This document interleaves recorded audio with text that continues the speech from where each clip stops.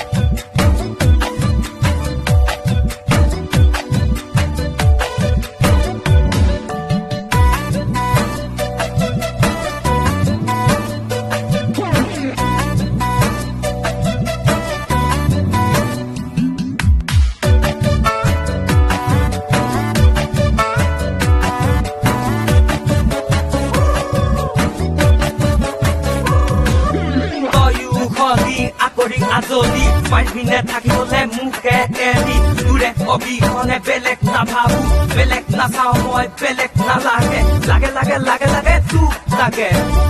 লাগে ঐ তোক লাগে